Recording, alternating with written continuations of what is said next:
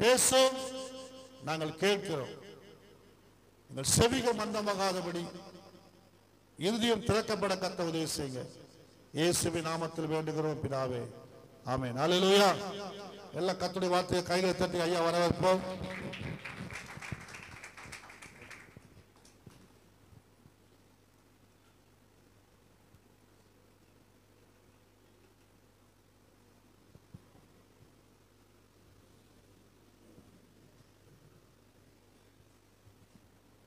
போட்டிங்களா தம்பி? ஆன் பண்ணியாச்சா? தேவனுடைய பரிசுத்த நாமத்திற்கு சகல கன மகிமையும் துதியும் சோத்திரம் புகழும் உண்டாவதாக.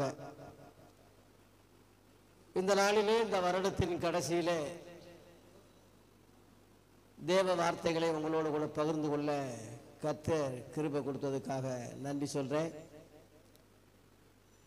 2014 நான் சென்னையில் ஐயாவோடு ஐக்கியமாக ஒரு சபைகளில் ஊழியம் செய்ய அனுமதி கொடுத்து,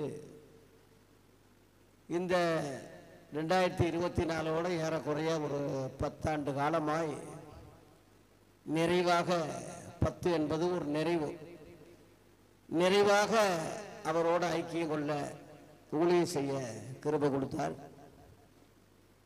என்னைய சென்னை பட்டணம் முழுவதும் பயன்படுத்தியிருக்கிறார். பல சபைகளில், குறிப்பாக ஊழியர் கூடுகையில் என்னைய பயன்படுத்தி அநேக புஸ்தகங்களை ஊழியக்காரங்களுக்கு கொடுக்கக்கூடிய கிருபைகளை ஆண்டவர் ஐயா மூலமா எனக்கு தந்தார். இந்த நாளிலும் கூட பாடல்கள் கொஞ்சம் குறை இருந்தது. ஏறக்குறைய 55 பாடல்கள் மெய்யான ஊழிய கீதங்கள் என்ற தலைப்பில் எழுதவும், இசை அமைக்கவும், அதை ராக அமைக்கவும் கர்த்தர் கிருபை கொடுத்தார். 1984 90 வரை அந்த பாடல்கள் சிஎஸ்ஐ போதகராக நான் இருக்கும்போது கர்த்தர் எனக்கு கொடுத்தாரு. முறையாக கர்நாடிக் சங்கீத முறையாக படித்து ராக அமைச்சு அப்படியே வச்சாச்சு. மற்றபடி வெளியிடுறதுக்கு வாய்ப்பு இல்லாமல் போச்சு. என் குரல் அந்த அளவில் வலிமை இல்லை, ஒரு பாடகரும் கிடையாது. யாரையாவது ஒரு பெரிய ஆட்களை வச்சு பாடலாம்னு இருந்தால் வசதி இல்லை, வாய்ப்பு இல்லை. இன்னும் போக போக இந்த குத்து நடனம், கும்பாங்குத்து, டான்ஸு எல்லாம் பார்க்கும்போது இந்த பாடல் இன்ட்ரெஸ்டே இல்லாமல் போயிடுச்சு, கிடப்பில் போட்டாச்சு. ஆனால் ஆண்டவர் தாளந்துகளை புதைச்சி வைக்காத சோம்பல் உள்ள ஊழியக்காரன் அப்படின்னு எனக்கு, நான் இன்னொரு ஆளுக்கு சொல்றதே எனக்கு ஆண்டவர் ரிப்பீட் பேசினேன். அப்போ நான் உணர்த்தப்பட்டேன், சரி இவ்வளவு தாளந்துகள் கொடுத்துருக்காருன்னா நம்ம பாடல் முழுவதும் நம்ம பாமால கீர்த்தனை மாதிரி, வேதநாயகி சாஸ்திரியார், சாராள் அம்மா, நவரோஜ் அம்மா மாதிரி, வயலட் அம்மா மாதிரி, அந்த மாதிரி கருத்துள்ள பாடல். அதனால எப்படியாயும் வெளியிடுவோம்னு தொடர்ந்து ஜெபிச்சேன். இது 2024 இதே சபையில் ஜனவரி மாதம் முதல் பாடலை இங்கே ரிலீஸ் பண்ணாங்க. அசோக் நகரில் எடுத்து இங்கே தான் ஐயா தான் ஜெபம் பண்ணி அதை ரிலீஸ் பண்ணார். இந்த ஆண்டுக்குள்ளேயே இந்த 55 பாட்டை நிறைவு செஞ்சிருவோம், முடிச்சிருவோம்னு ஜெபிச்சுக்கிட்டு இருந்தேன். கர்த்தர் அதுக்கான வாய்ப்பை தந்தார். நேற்று சனிக்கிழமை அது நிறைவு செய்தோம் அசோக் நகரில். ஏறக்குறைய ஒரே நேற்று மட்டும் காலையிலிருந்து நின்னவன் 25 பாட்டு. சரித்திரத்தில் யாருமே, அவர் இசையமைப்பாளரே நான் இது வரைக்கும் வரலாறுல இப்படி செஞ்சது 25 பாட்டுனா ஒரு நாளைக்கு யார் பாடுவாங்க? அந்த அளவில். போன தடவை கூட 21 பாட்டு பாடினேன். போன தடவை வந்துக்கும்போது ஐயா ஐயா ராகம் கேட்க மிஸ் ஆகிட்டு போகுது, இதை இப்படி பாடுறீங்கன்னு சொல்லி என்னைய சொன்னார். ஐயா 30 வருஷமாக பாடிக்கிட்டு இருக்கும்போது எப்படி மிஸ் ஆகும், வந்த வாய்ப்பை விடக்கூடாது அப்படின்னு சொல்லி, ஏன்னா திரும்ப திரும்ப பக்கத்துலையா இருக்கு மதுரை. அதனால ஒரே அடியா 21 பாட்டு, இப்போ 25. அதுக்கு முந்தி அதனுடைய குறை ஏறக்குறைய 55 பாட்டு மெய்யான ஒளி கீதங்கள் உள்ள அந்த புஸ்தகத்தில் உள்ள அந்த பாட்டை அப்படியே வெளியிட ரெக்கார்ட் பண்ண கிருபை கொடுத்தார். நான் இன்னும் வெளியிடல. அது தொடர்ந்து கத்த சித்தமான 2025 ஒவ்வொன்றா அது வரும். ரொம்ப மகிழ்ச்சியா இருக்கு. அதுக்காக ஐயா கிட்ட போன் பண்ணேன். ஃபோன் பண்ணி ஐயா இந்த மாதிரி ரெக்கார்டிங் இருக்கு, அந்த காலகட்டத்தில் ஏதாவது சபைகள் இருந்தால் நீங்கள் அறிமுகப்படுத்துங்கன்னு சொல்லும்போது, வாங்க ஐயா, எப்பயுமே திறந்த மனதோடு. இன்னைக்கு அவர் பிரசங்கத்தை எனக்கு கொடுத்துருக்காரு. நான் போகிற ஒரு இடத்துல ஒழுங்கு பண்ணியிருந்தாங்க, அது வாய்க்காமல் போயிடுச்சு. அதான் ஆண்டவர் எங்கெங்கே சித்தம் இருக்கோ.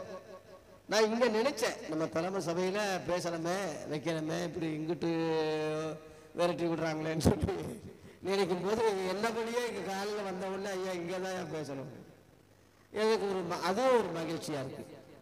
அதனால ஏறக்குறைய 10 ஆண்டு காலமாக எவ்வளவோ அறிவுரைகள் சொல்லியிருக்கேன், எவ்வளவோ அறிவாக பேசியிருக்கேன், முட்டாத்தனமாகவும் பேசியிருக்கேன், புத்தி இல்லாமையும் பேசியிருக்கேன். நிறைவு குறைவு எல்லாம் என்கிட்ட இருக்கு.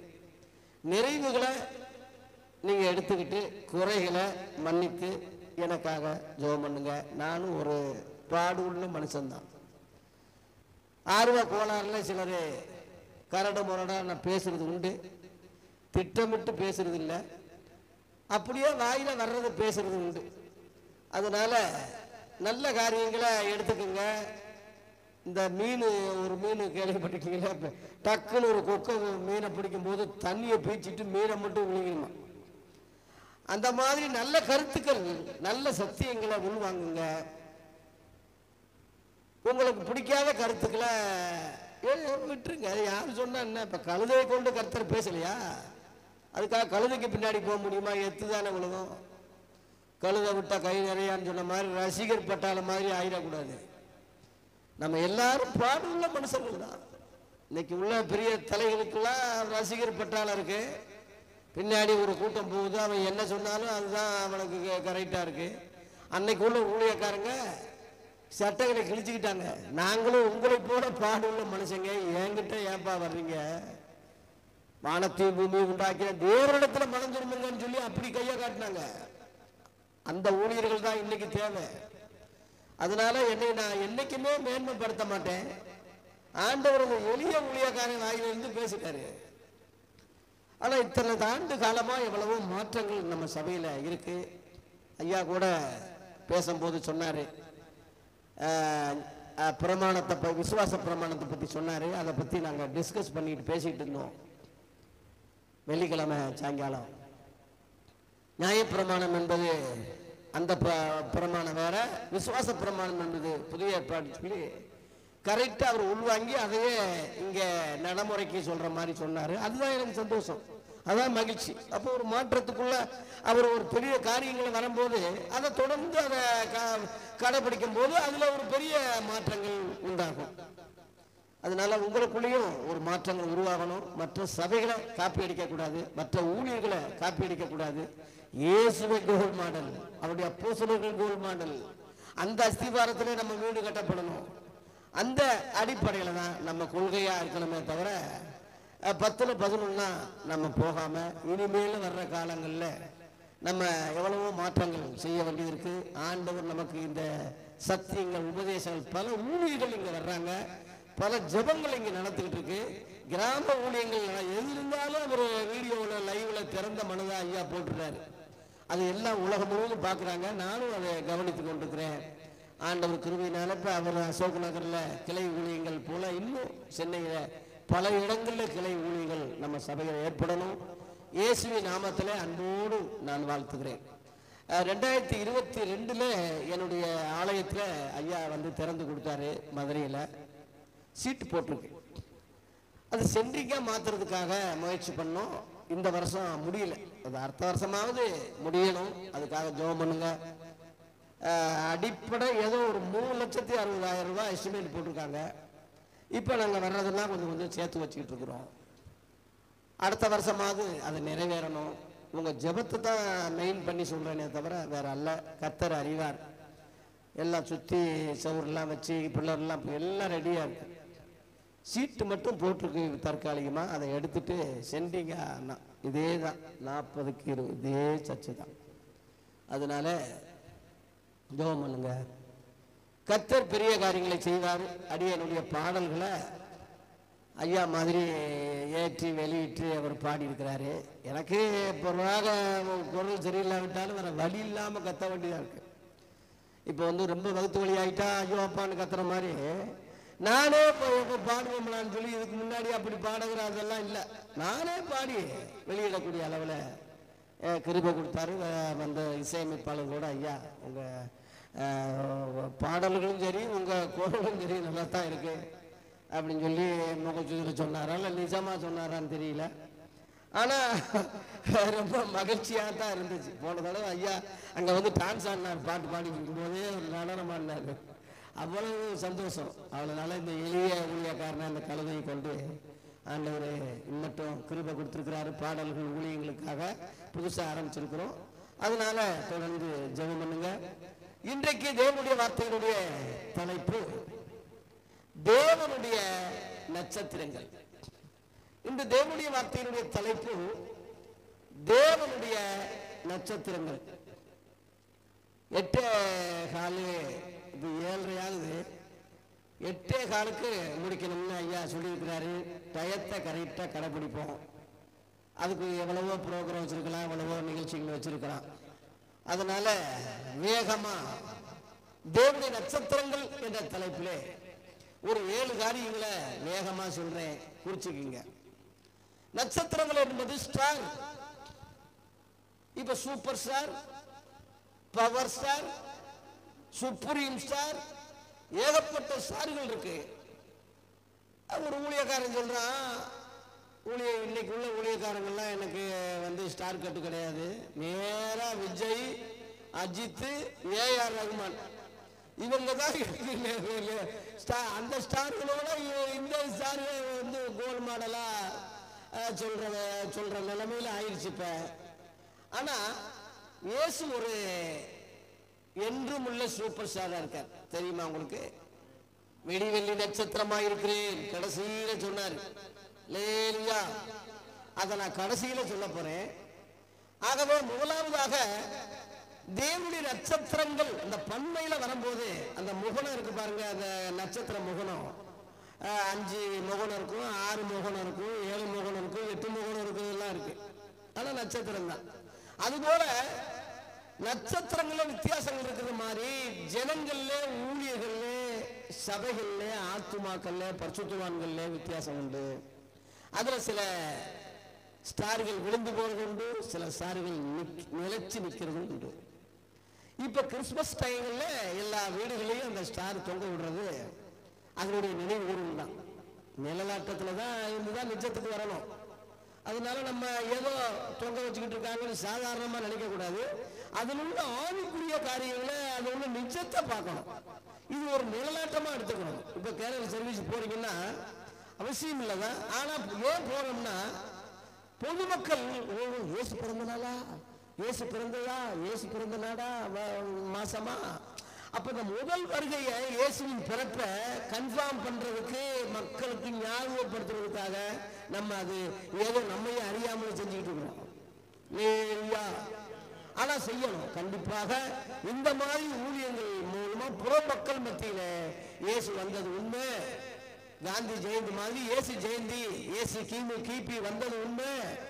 இப்படி வந்தது உண்மைன்னு சொல்லும் போது 2ஆம் வருகையும் உண்மைதான் அவங்க நம்புறதுக்கு எதுவும். முதல் வருகையில வந்தவர் 2ஆம் வருகையிலும் வருகிறார் என்ற அந்த சத்தியம் அவங்களுக்கு இன்னும் ப்ரூவ் பண்றதுக்கு, விளங்க பண்ணுவதற்கு, நம்ப பண்ணுவதற்கு இந்த ஊழியர்கள் நடைமுறைகள் முழுவதும் நமக்கு நிலநாட்டமா இருக்கிறது. ஆகவே தேவனுடைய நட்சத்திரங்கள் என்ற காரியங்களே நீங்க எந்த நட்சத்திரமா இருக்கணும், எந்த நட்சத்திரமா இருக்கக்கூடாது என்ற காரியங்கள்ல சுருக்கமா சொல்ல போறேன். முதலாவதாக பிலிப்பியர் 2ஆம் அதிகாரத்திலே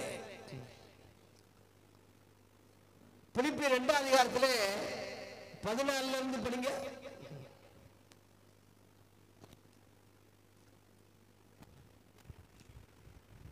நான் வீணாக ஓடினதும் வீணாக பிரயாசப்பட்டதும் இல்லை என்கிற மகிழ்ச்சி, அந்த மகிழ்ச்சி கிறிஸ்துவின் நாளில் எனக்கு கிறிஸ்துவின் நாளிலே, அதாவது எடுத்துக்கொள்ளப்படுவது ரகசிய வருகையிலே மத்திய மாதத்திலே அந்த நாள் இருக்கு. அந்த நாளிலே அந்த சந்தோஷம் உண்டாகும்படி ஜீவ வசனத்தை பிடித்துக்கொண்டு உலகத்திலே சுடர்களை போல உலகத்திலே சுடர்களை, சுடர்னா நட்சத்திரம், உலகத்திலே சுடர்களை போல பிரகாசிக்கிற நீங்கள் அல்லேலூயா. நம்ம கிறிஸ்தவர்கள் தேவ பிள்ளைகளை பற்றி இங்க பவுல் சொல்றான், நீங்கள் தான் அந்த சுடர்கள், நீங்கள் தான் அந்த நட்சத்திரங்கள். ஆமென். அப்ப புறஜாதி மக்கள் நம்ம எப்படி இருக்கணும்? புறஜாதிகள் எப்படி இருக்காங்க படிங்க. கோணலும் மாறுபாடுமான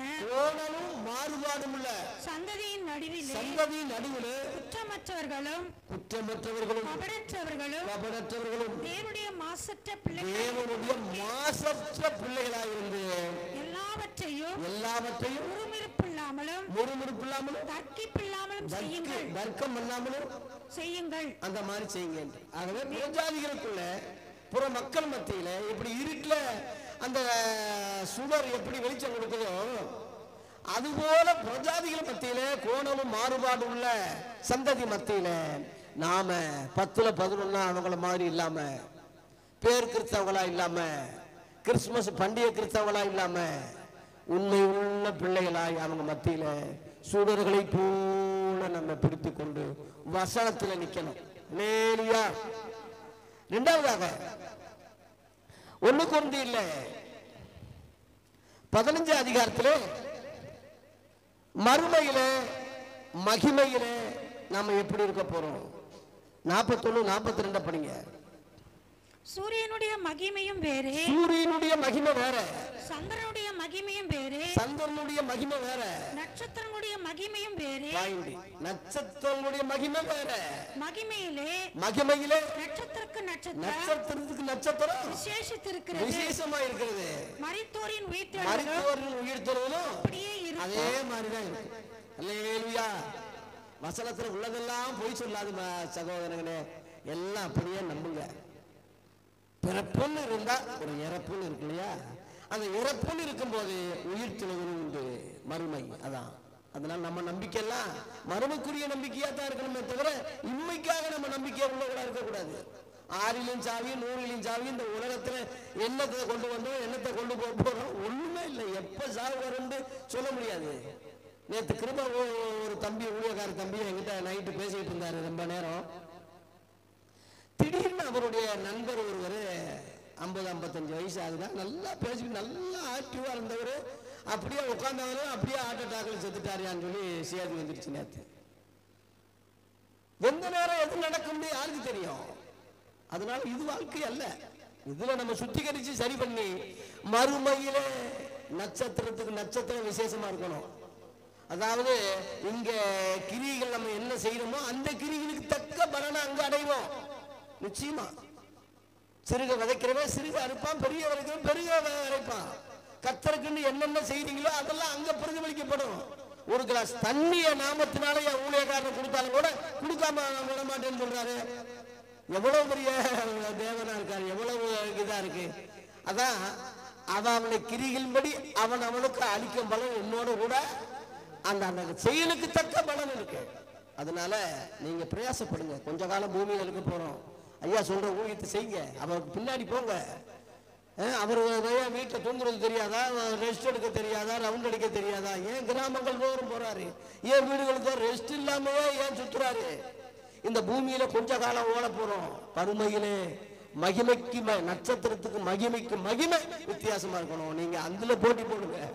அதுல வீடு கட்டுறதுக்கு இங்க பட்டா வாங்குறதுக்கு இது இருக்கட்டும், உலகத்தோட அழிஞ்சிடும். இதுல பரலோகத்துல ஒன்றும் செய்ய போறதில்ல. கர்த்தருக்குன்னு நீங்க செய்யற பிரயாசங்கள் ஊழியங்கள் நிச்சயமா 30, 60, 100 பலன் கொடுக்கும். லேலுயா. ஒரு ரகசியம் சொல்லவா? அப்போஸ்தல ஊழியத்தை ஐயா ஆரம்பத்திலிருந்து அப்போஸ்தல ஊழியம் அவருக்கு பிடிக்கும். நானும் அந்த அப்போஸ்தல அழைப்பு உள்ள ஊழியக்காரன் தான்.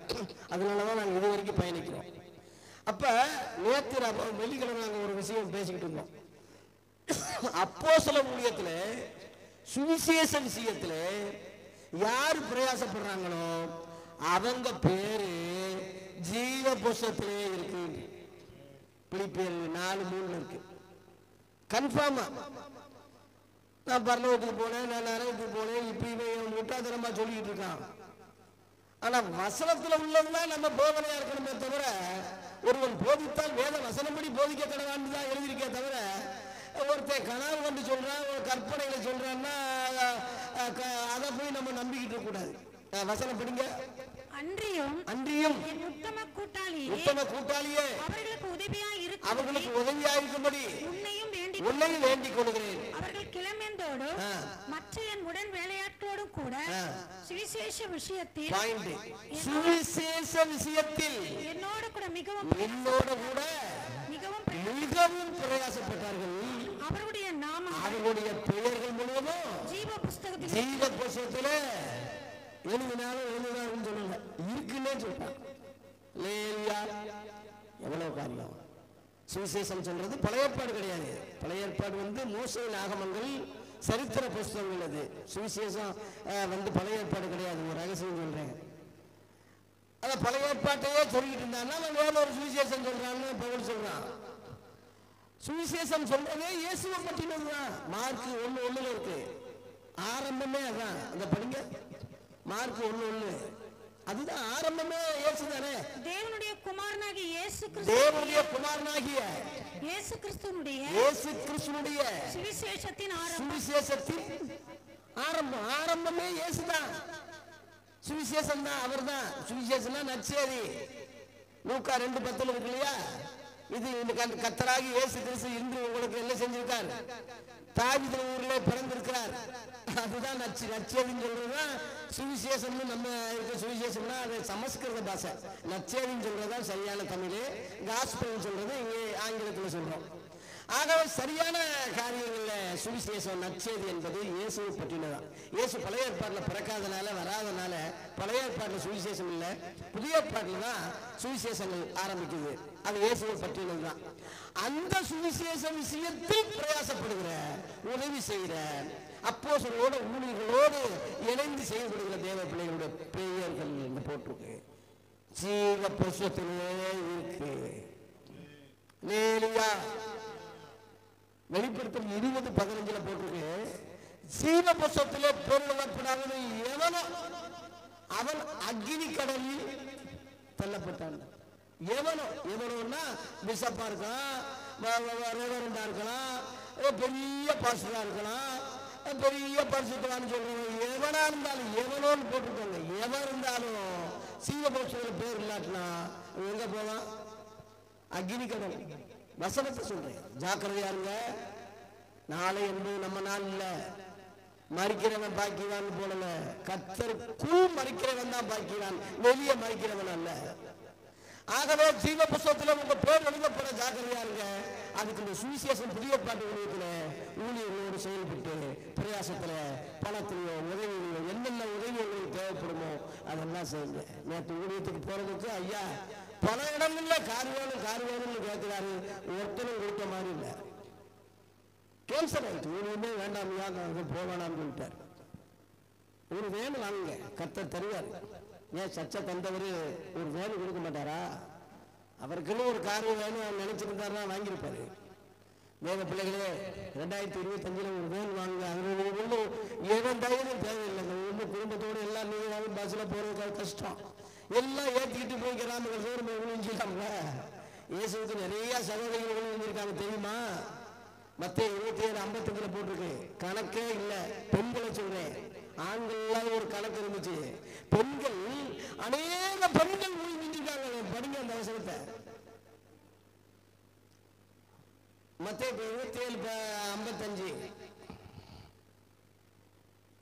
மேலும் இயேசுவுக்கு ஊழியம் செய்யும்படி கலிலேயாவில் இருந்து வந்திருந்த அநேக ஸ்திரீகள், 1-2 போடல, அநேக ஸ்திரீகள்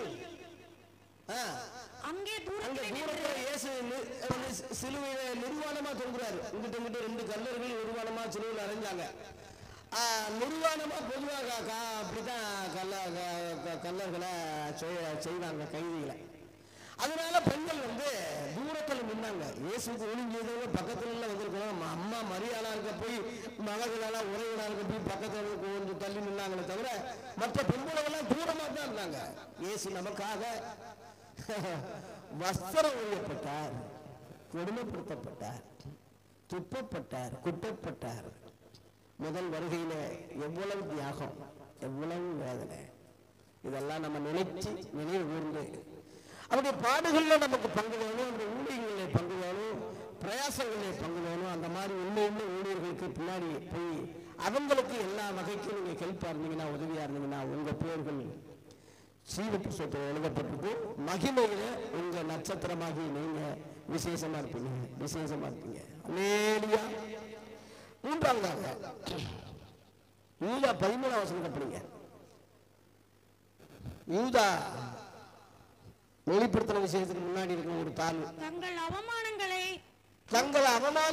நுரை தள்ளுகிற அமளியான கடல் அலைகளும் மார்க்கம் தப்பி அலைகிற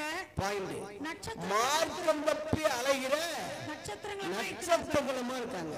சில விசுவாசிகள், சில ஊழியர்கள் மார்க்கத்தை தப்பிட்டாங்க. தப்பி மதுரைக்கு போற மார்க்கம், இது ராமேஸ்வரத்துக்கு போற மார்க்கம், எக்மோர்ல இருந்து இப்போ ஒவ்வொரு மார்க்கமா ஏகப்பட்ட தண்டவாளத்தை போட்டு என்னென்ன மார்க்கம்னு போடுறாங்க இல்லையா? மார்க்கம்னா வழி. அதுபோல எத்தனையோ வழிகள் உலகத்தில் இருந்தாலும் ஏசு அதுல ஒரு வழி இல்லை, நானே வழி என்று சொன்னேன். நானும் ஒரு வழின்னு சொல்லல, நானே வழி. என்னை எல்லாம ஒருவனும் பிதா கிட்ட போக முடியாது. வேறு வழியா ஏழுகிறவன் கல்ல கொள்ளக்காரன் சொன்னாரு. புது வழி இயேசு கிறிஸ்துவ புது வழி. யாரையும் காப்பி அடிச்சு அட்ஜஸ்ட் பண்ணி பழைய ஏற்பாட யோக மதத்தை அனுசரிச்சு வரல. புதுசு இயேசுவின் மார்க்கம் புதுசு. எபிரேயர் 10:19 போட்டிருக்கு. இயேசு மதத்தை ஸ்தாபிக்க வரல, எல்லாரையும் போல ஒரு ஆளா வரல. எப்படி எதை ஸ்தாபிச்சாருன்னு அப்போஸ்தலர்கள் சொல்லியிருக்காங்க, படிங்க. எபிரேயர் 10:19. ஆகையால் நாம் பரிசுத்த ஸ்தலத்தில் பிரவேசிப்பதற்கு, அதாவது பரலோகத்துல நம்ம போறதுக்கு இயேசுவானவர் நமது மாம்சமாகிய திரையின் வழியாக புதிதும் ஜீவனமான மார்க்கத்தை ஜீவனமான ஒரு மார்க்கத்தை நமக்காக உண்டு பண்ணியிருக்கிறார். அல்லேலூயா. யாரையும் காப்பி அடிச்ச மார்க்கம் இல்ல, யாரையும் அனுசரிச்சு போறதில்ல. புதுசா பிரஸ்ஸா ஒரு மார்க்கத்தை நமக்காக ஏற்படுத்தியிருக்கிறார். அந்த திரையை கிழிச்ச மாதிரி ஒரு உடம்பையே கிழிச்சிட்டாரு, சரீரத்தை கிழிச்சு அந்த மார்க்கத்தை ஏற்படுத்தினார். புதுதான மார்க்கம், அதான் புதிய ஏற்பாடுன்னு சொல்றோம். இந்த புது உடன்படிக்கையில, இந்த புதிய ஏற்பாடு உபதேசத்திலே அநேகர் இல்லாம மார்க்கத்தை தப்பிட்டாங்க. நட்சத்திரம் தான் தப்பிட்டாங்க. ரயில் புரண்டுச்சுன்னு சொல்றாங்க இல்லையா? தடம் புரண்டுச்சு. தடம் பொருள்னா ஊர் போய் சேருமா? அந்த மாதிரி நல்ல ஸ்டார் தான், நல்ல ஊழியக்காரன் தான், நல்ல பாடகர் தான், நல்ல பேச்சாளர் தான். தடம் புரண்டா என்னடா செய்ய? ஜாக்கிரதையா இருங்க. மார்க்கம் தப்பிட்டாங்க. அநேக ஊழியர்கள் மார்க்கம் தப்பிட்டான், அந்த போற வழியை தப்பிட்டான். கன்னியாகுமரி ஒரு பஸ்ஸில் ஒரு பேரை போட்டு திருப்பதி நோக்கி போய்கிட்டு இருந்தா எப்படி இருக்கும்? கன்னியாகுமரின்னு போட்டிருக்கு பஸ்ஸு. கோயம்பேட்டில இருந்து ஏறினா திருப்பதிக்கு போய்கிட்டு இருக்கான். அதான் மார்க்கம் தப்பிட்டான். அந்த மாதிரி அநேகர் கிறிஸ்துவ பேரால, கிறிஸ்துவ போதனையில மார்க்கம் தப்பி முறை இல்லாம பழைய ஏற்பாட்டுக்கும் புதிய ஏற்பாட்டுக்கும் வித்தியாசம் தெரியாதபடி அநேகர் இன்னைக்கு 1.5 மணி நேரம் பழைய ஏற்பாட்டையே பேசுறாங்க, இயேசுவின் பேரையே சொல்ல மாட்டாங்களாம். இது ஒரு கொடுமை இல்லையா?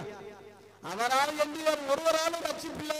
வானத்தின் கீழே உள்ள மனுஷர்களுக்குள்ள அவருடைய நாமமே இல்லாமல் வேறு எந்த நாமத்திலையும் ரட்சிப்பு கிடையாதுன்னு சொல்லி அப்போஸ்தலர் 4:12 கத்தி கதறி சீசர்கள் சொல்லிக்கிட்டு இருந்தா, ஒரு வார்த்தையாவது இயேசுவின் பேர நாமத்தை சொல்லாம பழைய ஏற்பாட்டிலேயே அந்த கோலியாத்து வந்தா, அவன் அடிச்சா, அவன் சண்டை போட்டா, அவன் மனைவியையும் தூக்கிட்டு போனான், அவன் அங்க ஜெயிச்சான், அங்க போனா வந்தா, அதெல்லாம் பூர்வத்தாருக்கு சொல்லப்பட்டது. யூதர்கள் பூர்வத்தார்ல யூதர்களுக்கு சொல்லப்பட்டது. நம்ம எல்லாம் கிறிஸ்தவர்கள், யூதர்கள் அல்ல. புரிஞ்சுக்கங்க. இந்த ரெண்டுக்கு உள்ள வித்தியாசம் தெரியாதவன் என்ன மூத்த போறவரு, என்ன ஊழியக்காரன், அவன் என்ன சபை வச்சு நடத்த போறான், அவன் மார்க்கத்தை தப்புற மாதிரி அவனோட சேர்ந்தவங்களும் தப்பிட்டாங்க.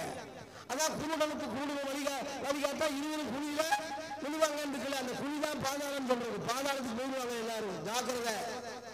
மார்க்கம் தப்பி அலைகிற நட்சத்திரங்களை போல அநேகர் போயிட்டான். புதிய ஏற்பாடை பிடிங்க, புது உடன்படிக்கை பிடிங்க. புது உடன்படிக்கைன்னு சொல்வதனால முன்தினங்கள் பழமையாக்கினாலும் எதிராக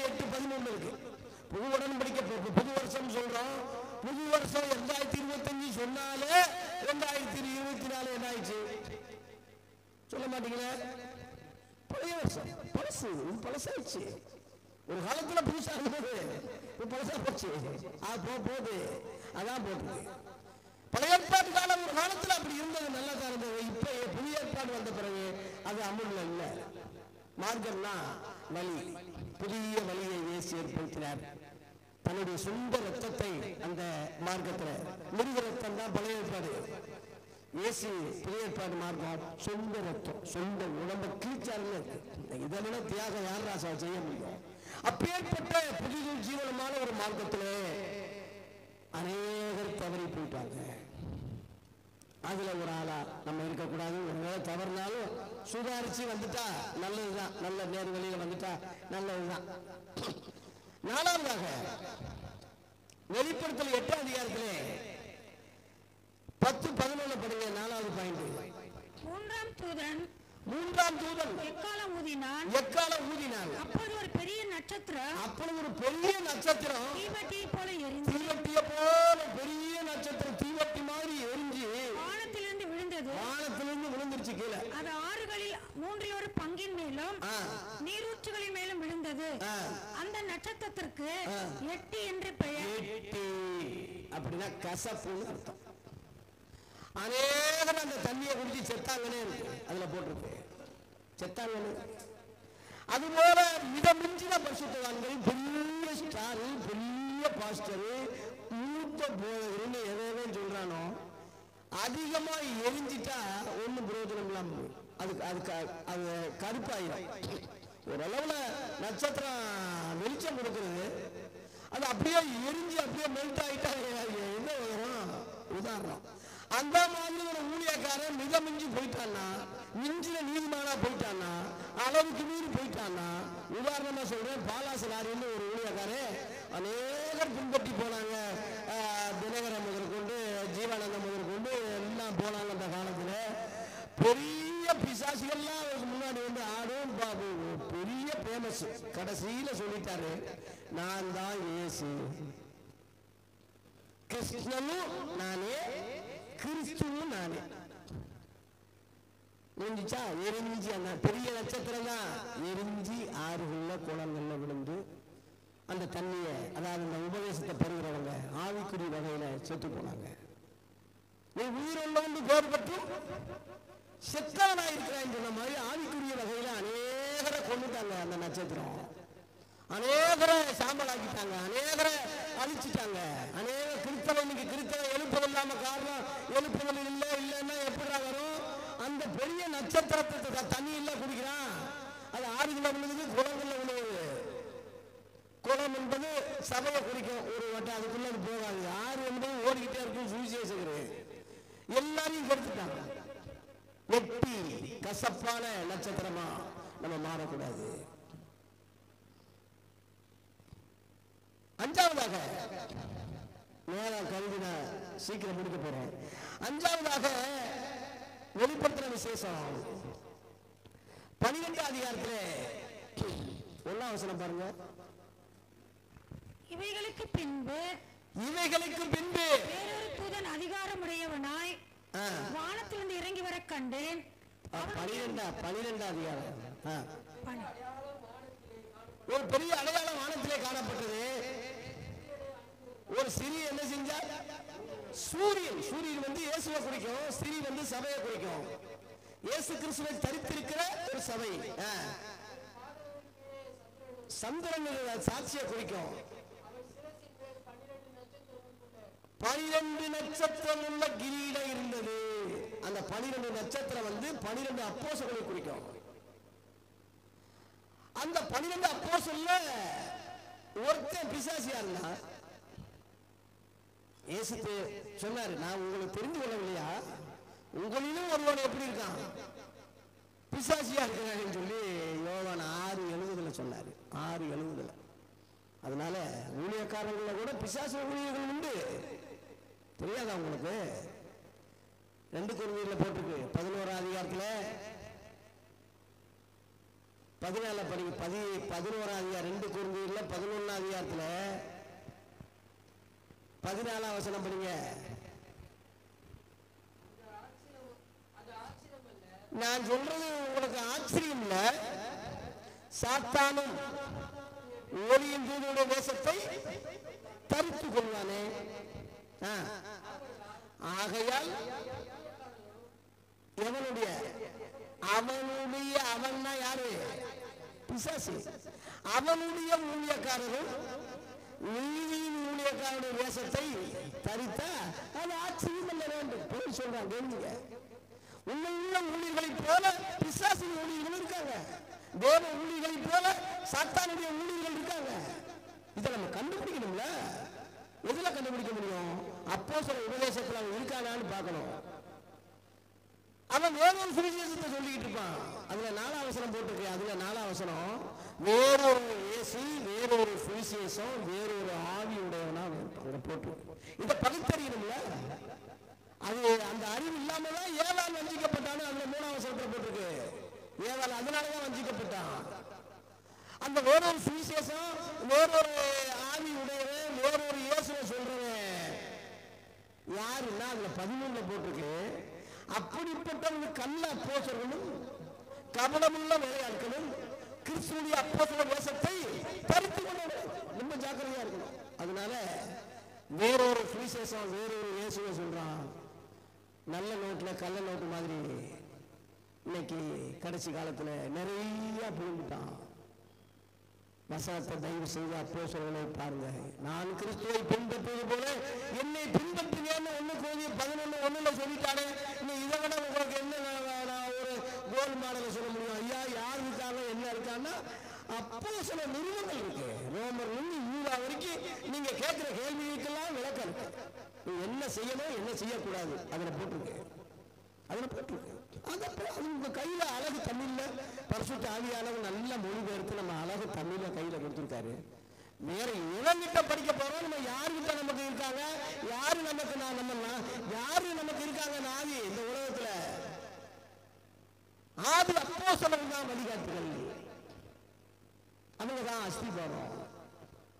எபேசியர் 2:20 போட்டுட்டு அப்போஸ்தலர் தீர்க்கதரிசியுடைய அஸ்திபாரத்தின் மேல் கட்டப்பட்டவருமாய் இருக்கிறீர்கள். அதுக்கு இயேசு கிறிஸ்து தானே மூளைக்கல்லா இருக்காரு. அவர் மேல் மாளிகை முழுவதும் இசைவாய் இணைக்கப்பட்டு கர்த்தருக்குள் பரிசுத்த ஆலயமாய் எழும்புகிறது. அவர் மேல் நீங்களும் தேவனுடைய வாசஸ்தலமாக கூட்டி கட்டப்பட்டு வருகிறீர்கள். அல்லேலூயா. அது கழுத்து வரைக்கும் ஆண்டவர் கட்டுவாரு. தலை இயேசு. தலைனா தலைவர். உங்களுக்கு தலை யாரு? கிறிஸ்து தான். சினிமாக்காரர்களுக்கு தலை வேற, தளபதி வேற. நம்ம கிறிஸ்தவர்களுக்கு தலை யாரு? இயேசுதான். தலையாகிய கிறிஸ்துவை பற்றி தலைவர் அவர்தான். நமக்கு தலைவர். தலைமையிடம் பரலோகம். அவரால் நியமிக்கப்பட்ட அப்போஸ்தலர்கள் நமக்கு வழிகாட்டி, நிருபங்கள் நமக்கு பாடங்கள். பழைய ஏற்பாடு பின்கண்ணாடி, புதிய ஏற்பாடு முன்கண்ணாடி. முன்கண்ணாடி தான் நம்ம போறது. பின்கண்ணாடி பார்த்துக்கலாம், போக முடியாது, போகக்கூடாது, ஆக்சிடென்ட் ஆயிடும். முன்னாடிதான் போகணும். மீனையும் கொடுத்தாரு, அப்பத்தையும் கொடுத்தாரு. ஆனா அப்பத்தை மாதிரி மீனை சாப்பிட முடியாது இல்லையா? அதுல முள் இருக்கு, குடல் இருக்கு, செதல் இருக்கு, மண்டை இருக்கு. எல்லாம் எடுத்துட்டு நலமானதை தான் நம்ம சாப்பிட முடியும். பொருளாதார தோன்று எல்லாவற்றையும் குப்பையில தான் போடணும். அதான் பழைய ஏற்பாடு மீன். புதிய ஏற்பாடு அப்போ இயேசு சொல்றாரு, நானே வானத்திலிருந்து இறங்கின ஜீவப்பம், என்ன புசிக்கிறவன் எல்லாமே பிறப்பான்னு சொல்றாரு. அந்த அப்பத்துல கழிக்கிற பொருள் ஏதாவது இருக்கா? கழிவு இருக்கா? ஒரு சின்ன துணி வேலை அப்படியே சாப்பிடலாம். முன்னே அப்படி சாப்பிட முடியாது. மீன் பழைய ஏற்பாடு, அப்போ புதிய ஏற்பாடு. புரிஞ்சுக்க. ஆகவே தேவ பிள்ளைகளே, அந்த 12 நட்சத்திரங்கள்ல சாத்தா என்ன செஞ்சான்னா, 4ஆம் வசனத்தை படிங்க. வெளிப்படுத்தல் 12:4.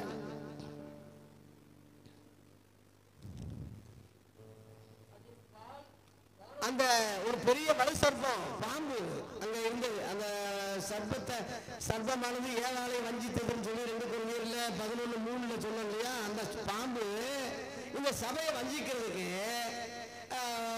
பிள்ளைய விழுந்துற ராஜ புலம்பிட்டு இருக்கு.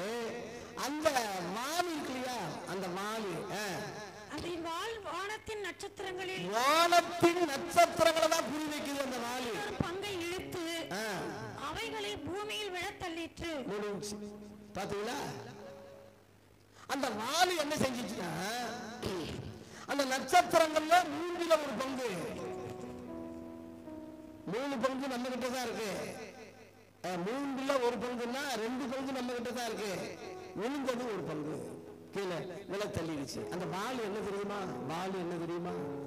ஏசாயா 9:15 போட்டு அந்த வாலினா என்னன்னு. ஆமா, அதை படிங்க. ஏசாயா 9:15 இருக்கு. அந்த வாலினா அந்த அர்த்தம் என்ன?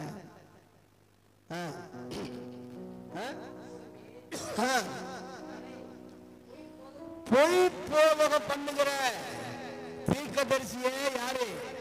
வாலி. புரிஞ்சுக்க. பொய் போதகம் பண்ணுகிற ஜாக்கிரதையா இருக்கணும். சாத்தா மனுஷருப்பா மண்டையை காட்டாம வாயை புழக்காம வாழை வச்சே வேலை செய்யாம பாருங்க. பின் வழியா வருவான், பக்க வழியா வருவான், கொல்லப்புற வாசல்ல வருவான், வேஷம் போட்டுக்கிட்டு வருவான். பொய் போதகம். வெள்ளக்காரன் முழுவதும் வெளிநாட்டிலிருந்து வர்றான்னா பொய் போதகத்தை இங்க திணிக்கிறாங்க, விதைக்கிறாங்க. அதுக்கு எவனாவது பண ஆசை உள்ளவனா இருந்தா அவன்கிட்ட ஒரு அமௌண்ட்டை கொடுத்து ஒரு பெட்டியை கொடுத்துட்டு அவன் காசுக்காக எதையும் செய்வானே. உடனே தூரம் வந்துட்டாருன்னு அவரை அறிமுகப்படுத்தி கொஞ்சம் புளித்தமாக முழு அப்பத்தையும் உப்பு பண்ற அளவுல போயிடலாம். அப்படித்தானே கெட்டு போயிருக்கு. அதனாலதான் அப்போ எவனா எந்த வெள்ளக்காரனாவது அப்போ சில உபதேசத்துக்கு போங்க, அதை செய்யுங்கன்னா தான் என்னைக்கோ நாடு நல்லா இருக்குமே. நம்ம ஆளுங்களுக்கு சொல்ல துப்பு இல்லை, வந்தவனும் சொல்ல துப்பு இல்லை. காசு பணம் தான் முக்கியம். எல்லாம் நாசமா போச்சு. கீழே விழ தள்ளிட்டாங்க. வானத்துல பிரகாசிக்கிறவங்க பூமிக்குரியவங்களா போயிட்டாங்க. ஆனா அப்போ சில என்ன சொன்னாங்க? பூமியில் உள்ளவைகள் இல்ல மேலானவைகளையே தேடுங்கன்னு சொல்லி கொலோசியர் 3:2 சொன்னாங்களே. இன்னைக்கு எவன் அதை சொல்றான்? பூமிக்குரியதான சொல்றான். கால் கொடுப்பார், பங்களா கொடுப்பார், அதை கொடுப்பார், இதை கொடுப்பார். அழிந்து போற பொருளை தான் கொடுத்தாங்க. நல்ல வேலை இந்த தடவை பென்சில் பையில தப்பிச்சிட்டோம். விழுப்புரத்தில் மாட்டி கடவுள்ல பாவம் எத்தனை சேதங்கள், எவ்வளவு காரு எல்லாம் சோப்பு டப்பா மாதிரி நிலையிட்டு போகுது. செவரு 7 பேர் செத்துருக்காங்க. எவ்வளவு தண்ணி இது வரைக்கும் சொல்றாங்க. 30 வருஷம் 50 வருஷத்துல இது வரைக்கும் இல்லாத சேதம் எங்களுக்கு வந்திருக்கு, அழிவு வந்திருக்கு. அதுக்கு முன்னாடியே சொன்னாங்க. இது வரைக்கும் இல்லாத அளவுல புயல் அதிகரிக்க போகுது, வர அதிகமாக போகுதுன்னு ஏற்கனவே ஆராய்ச்சியாளர்கள் சொல்லியிருக்காங்க, விஞ்ஞானிக. அதே மாதிரி நடந்துருச்சு. சாதாரண மனுஷன் சொல்றதே நடக்குது. இயேசு சொன்னாரு, வானமும் பூமியும் ஒளிந்து போகும், என் வார்த்தைகளோ ஒளிந்து போவதில்லை. நடக்காம போகாது. அவர் சொன்னதானே இன்னைக்கு நடந்துட்டு இருக்கு. இதை சொல்றதுக்கு துப்பு இல்லாம பெரிய தீர்க்கதரிசியா 2 பல்லு ஒரு பொம்பளைக்கு, ஒரு வெள்ளக்கார பொம்பளைக்கு 2 பல்லு வெள்ளி பல்லா மாறிடுச்சான். தீர்க்கதரிசி வெள்ளி பல்லா அப்படியே மாறிடுச்சாங்க.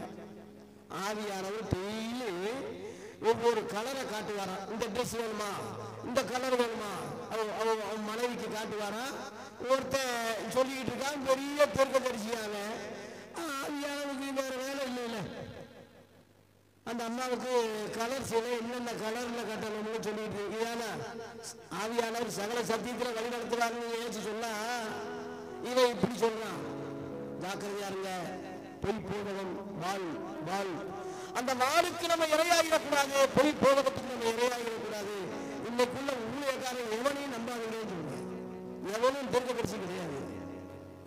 தண்ணி வந்த உடனே நான் சொன்னது நிறைவேறிச்சு சென்னையிலிருந்து ஒருத்தன் கத்துறா ஒரு பண்ணி, மதுரையிலிருந்து ஒருத்தன் கத்துறா நான் சொன்னேன் சொல்லிதான் நடந்ததுன்னு அவன் கத்துறா ஒருத்தன்.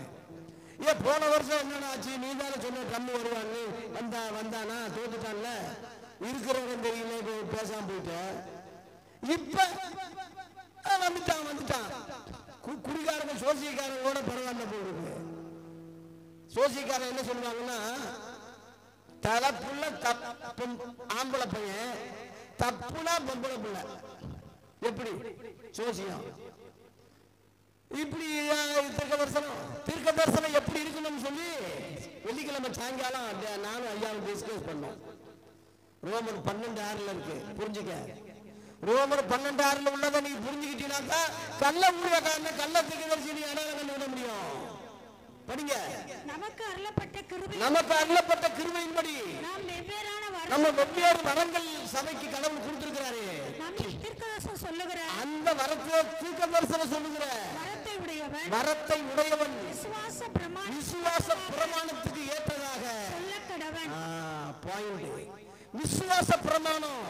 பழைய ஏற்பாடு நியாய பிரமாணம், புதிய ஏற்பாடு விசுவாச பிரமாணம். ஏன்னா இவரே விசுவாசம் தொடங்குறாரு, இவரே முடிக்கிறாருன்னு எபிரேயர் 12:1 இருக்கு. அதனால அந்த விசுவாச பிரமாணத்துக்கு ஏற்றதான் அவன் சொல்லணுமே தவிர அவன் இஷ்டத்துக்கு அள்ளிவிடக்கூடாது. இதை போட்டிருக்கு விசுவாச பிரமாணம். புதிய ஏற்பாடு சத்தியத்தின்படி சொல்றதே ஒரு தீர்க்கதரிசனம் தானே. இயேசு சொன்னதெல்லாம் மத்திய 24 அதிகாரத்தில் சொன்னதெல்லாம் இப்ப நடந்துட்டு இருக்குல்ல, அதான் தீர்க்கதரிசி, அதான் தீர்க்கதரிசனம். போஸ்ட்மேன் தான் ஊழியக்காரன் போஸ்ட்மேன். புரிஞ்சுக்க. தபால் உடைக்கவோ, பில்லிங் மிஸ்டேக் இருக்குன்னு திருத்தவோ, புதுசாக எழுதவோ தபால்காரனுக்கு உரிமை இல்லை. என்ன தபால் வருதோ அப்படியே கொடுத்துட்டு போகணும். அவர் 5-10 டீச்சரை கொடுத்தா வாங்கிட்டு போல தபால்காரன். ஆகவே வசனத்துல ஒரு எழுத்தாயும் கூட்டக்கூடாது, குறைக்க கூடாது, அப்படியே சொல்லிட்டு போகணுமே தவிர அதுல அப்படி இருக்கு, பில்லிங் மிஸ்டேக் இருக்கு, மூல பாஷையில் இப்படி இருக்குன்னு நீ யாரா சொல்றதுக்கு?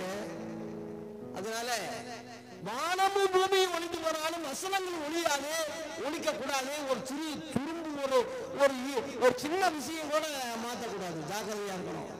அந்த மாதிரி சொல்றது நான் உண்மை உள்ள ஊழியக்காரன்.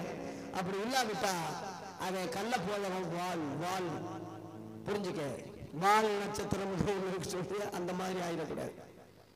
5 6வதாக சீக்கிரம் முடிக்கிறேன்.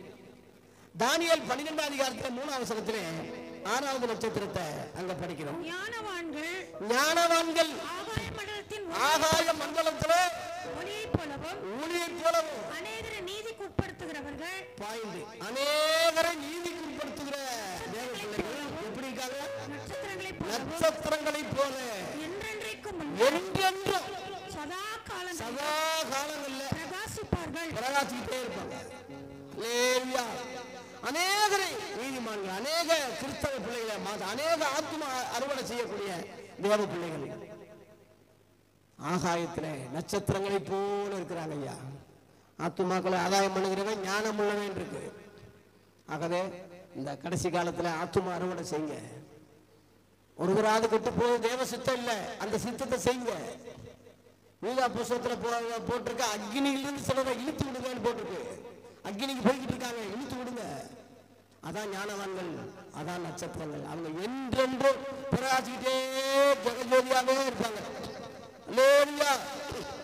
7வது சொல்லி முடிக்கிறேன். 7வது வெளிப்படுத்துற விசேஷம் 22 அதிகாரம் 16 வசனத்துல ஆண்டவராகிய இயேசுவே நான் நட்சத்திரம்னு சொல்லியிருக்காரு. படிங்க.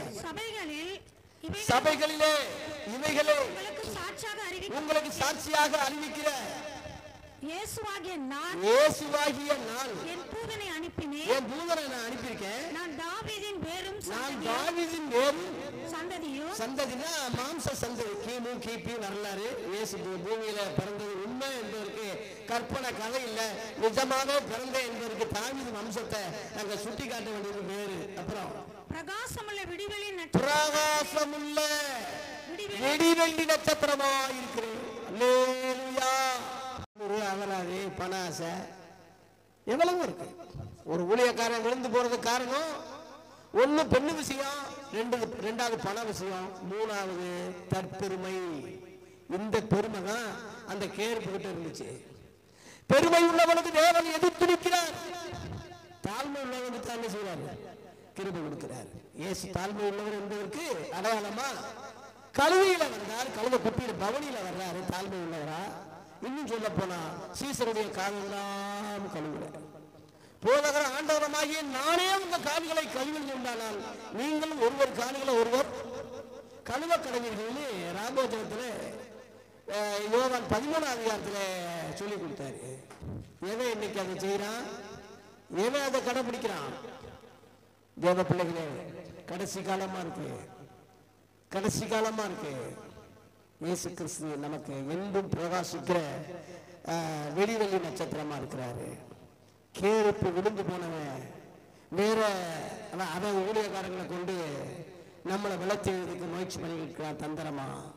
பிசாசின் தந்திரங்களோடு ஊத்துணிக்கு நீங்க திராணி உள்ளவர்களான தேவனுடைய சர்வாதி வர்க்கத்தையும் தரித்து கொள்ளுங்கன்னு சொல்லி எபேசியர் 6:11 இருக்கு. தந்திரங்களை எடுக்கணும். தந்திரம் ஜாக்கிரதையா இருங்க. செய்தியை நான் நிறைவு செய்கிறேன். ஆகவே நட்சத்திரம் தேவனுடைய நட்சத்திரங்கள் என்ற தலைப்பில் கேருப்பு கூட அந்த பேருவே நட்சத்திரம் அர்த்தம் தான். கேருப்புனா அவன் தான் சாத்தானா தள்ளப்பட்டு பிசாசியா போயிட்டான். அவன் சேர்ந்த முழுவதும் அசுத்தாவியெல்லாம் போயிட்டாங்க. இதுதான். அதனால எல்லாமே தேவனுடைய நட்சத்திரங்கள் தான். ஆனா சிலது விழுந்திருக்கு, சிலது கெட்டியா மாறி இருக்கு, சிலது காணாம போயிருக்கு, சிலது மகிமையா இருக்கு, சிலது பிரகாசமா இருக்கு. இப்படி பல காரியம் இருக்கு. நீங்க எந்த நட்சத்திரமா மாற போறீங்க? அதனால திரும்ப சொல்லி முடிக்கிறேன். ஒன்னாவதாக கிறிஸ்துவின் சிந்தை உள்ளவர்கள் சுடர்களை போல இருக்கிறாங்க. ஒண்ணு. இரண்டாவது கிறிஸ்துவுக்காக மறுத்து உயிர்த்தெழக்கூடிய மகிமையில நட்சத்திரமாக இருக்கிறாங்க. 2. மூன்றாவது அழகிற நட்சத்திரம், மார்க்கம் தப்பி அழகிற நட்சத்திரங்களாக ஒரு கூட்டம் போயிட்டாங்க. 3. 4வது எரிந்து பெரிய நட்சத்திரம் எரிந்து எட்டியாய் மாறி அநேகரை கொன்ற நட்சத்திரங்களாக மாறிட்டாங்க. 5வதாக மகிமையாய் வானத்தில் பிரகாசித்த அநேகர் பூமிக்குரியவர்களாக மாறி எண்ணத்தை உண்போம் எண்ணத்தை குடிப்போம் அஞ்ஞானிகளை போல இன்னைக்கு பிரசங்கம் பண்ண செழிப்பு உபதேசமா மாறிட்டாங்க. 5. 6வதாக அநேகர் ஆதாயப்படுத்தக்கூடிய பரிசுத்தவான்கள் என்றென்றும் தேவனை போல இயேசுவை போலவே பிரகாசிக்கிற நட்சத்திரங்களா இருப்பாங்க. 6. 7 நமக்கு நிரந்தர முகலம் கொண்ட அந்த 7வது முகலம் கொண்ட இயேசு கிறிஸ்து பூரணமாக எப்பயும் ஜெகஜோதியாக நான் வெடிவெளி நட்சத்திரமா இருக்கிறேன் என்று நமக்கு வழிகாட்டியாக இருக்கிறார். அவரை விட்டு வலதுபுறம் இடதுபுறம் சாயாம அந்த நட்சத்திரத்தையே நோக்கி பார்த்து பிதாவின் சமூகத்தை பாதத்தை அடைவோமாக. கர்த்தர் நம்மை ஆசீர்வதிப்பாராக. நன்றி, வணக்கம்.